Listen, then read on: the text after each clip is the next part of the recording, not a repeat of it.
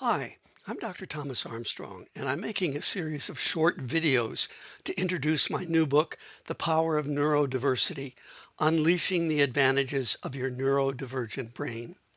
This is a completely revised and updated second edition of a book that I originally wrote in 2010. This is video 18 in the series, and the topic for today is good career matches for people with ADHD. I wanted to start out with a little story. It happened to me several years ago when I was on a plane going to Europe to do some workshops. And I sat next to someone, and this was around the time that adult ADHD was just beginning to take off, maybe even a little bit before. And I was talking with this guy, and he said he'd just been diagnosed with ADHD. So we started to talk about it, and he told me that what he did in his work was to go around the world making documentaries for a religious organization. And I thought, this guy's probably in the perfect job because he travels to this, new destination and works on a project for a few weeks, and when it's done, just about the time he's ready to get bored doing it, it's done and he gets to go off to another place. And then I also thought, here he is going like already 600 miles per hour. So he was in a very nice hyperactive job that made use of his hyperactive, distractible, impulsive symptoms or traits, as you were. So this really got me thinking about ADHD and what kind of jobs both matched and also didn't match who they were. And I thought, all too many people with ADHD with that diagnosis end up in a 9 to 5 desk job. And that's possibly the worst possible job for someone with a diagnosis of ADHD, because people with ADHD have trouble with boredom. They have trouble with the same old, same old. And I think that's a good thing, by the way. There are some people who think people need to learn that there are just some things in life that are boring and you have to accept it. I think that our civilization would be the richer if we had people who didn't accept boredom and who needed constant challenges and new novelties and so on. And I think that the episodes or the incidents rather of stress and burnout on the job would be much less if we helped people when they were in their early 20s and starting to think about careers and starting their first jobs or their first apprenticeships, really matching their neurodiverse traits to the demands or the aspects of the jobs or jobs that they're interested in. Of course, not all office jobs are mismatches for people with ADHD. Managers, for example, would be a good example of a match because managers get to walk around, they get to move. Somebody even coined a phrase many years ago, managing by wandering around. And it turns out that some of the most successful managers in the world and CEOs have been diagnosed with ADHD and have credited their ADHD with being able to, keep them wandering and finding new things to improve. You look at these four gentlemen, for example, all have been diagnosed with ADHD. Richard Branson, Charles Schwab, Paul Orfalea of Kinko's. By the way, Kinko's was named after his kinky hair, just in case you were wondering. And of course, Ted Turner. And they all said that they benefited from their ADHD tendencies, not sticking in one place and being isolated, which is often the trait of a bad manager, someone who hides in his office. These are people that wander around and learn things and put out fires when they occurred. I'm talking about, psychological fires and so forth. Anyway, what I wanted to do in this video is talk about some specific factors that I think are important, any one of which are important in choosing a job if you happen to be a person diagnosed with ADHD. So first, let's look at the issue of novelty. As I said, most people with ADHD have trouble with boredom. And so doing the same thing over and over again, think of the assembly line in a traditional factory, doesn't work for them.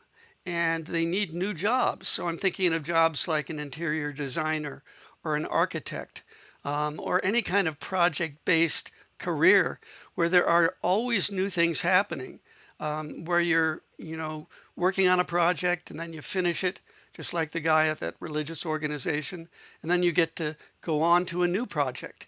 And so novelty is very, very useful as a factor in success for people with ADHD. I think another important feature is that they think about the possibility of it being in a nature setting.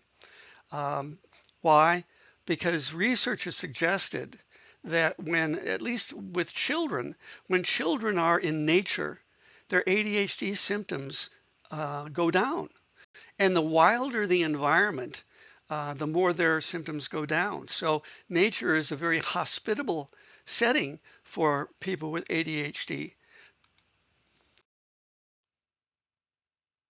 So for example, a tour operator who runs boats or rafts between locations in a natural setting would be an ideal kind of career for many people with ADHD. There's novelty, there's movement, there's a nature setting. So, other jobs like forest rangers, park rangers, people who are nature photographers and so on, would also be suitable careers. Jobs that involve hands-on tasks. And I'm not talking about paper and pencil or typing. I'm talking about really getting in there with a machine or some other kind of tool and working intensively with it. So for example, a mechanic would be a good example of a hands-on activity that would mesh with many ADHD sensibilities. Another quality or another feature that would favor success for people with ADHD is what I call doing many things in a short period of time. And I was thinking about this and I was realizing that, when before I did work with neurodiversity, I was teaching about multiple intelligences. And I used to go on book tours and would be interviewed in radio stations, TV stations. And I can't tell you the number of times that the disc jockey or the media person would say, yeah, they were a problem in school. They couldn't sit still. They were always wandering around. Some even said they'd been diagnosed with ADHD. Then I realized these are jobs that involve lots of different things. The idea of focusing on one thing simply doesn't work. You've got to work with this image and that sound and this button and that lever and so forth. And you've also got to be able to be alert with, if you're interviewing people on the radio with, phoners and that kind of thing. So media in general, I think, would favor people with ADHD, in particular media assignments like a camera operator, particularly if it's a cameraman going with a local news reporter and always changing locations and then having to set up and do the interview and then break down the equipment and then go off to another one. Again, very, very suitable for ADHD type natures. Another feature that would be important, and of course, I'm not saying that you have to have all of these things. I'm saying any one of these factors might make the job a success for you. And handling emergencies seems to be another feature that would work for many people with ADHD. because obviously there's novelty, there are new things happening all the time. There's thrills and chills, there's adrenaline going, and this often appeals for with people who have that diagnosis of ADHD. Firefighting is another one that seems to be suitable for ADHD.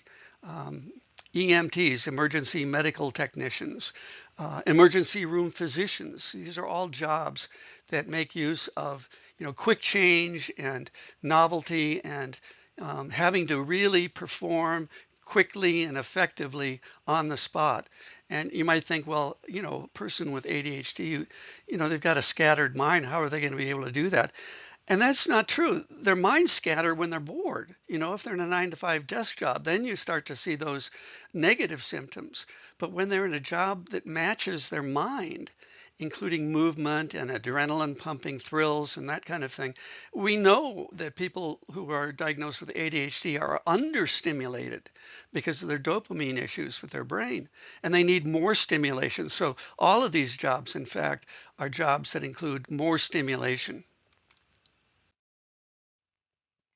And already I've said this in the previous point, and that is that movement is an important feature for success with people who have ADHD. So that could be, the emergency room technician, but it could also be the yoga instructor, the exercise teacher, the play therapist, people that are moving around. It could be the FedEx driver, who gets to move around, the post office worker who does special deliveries.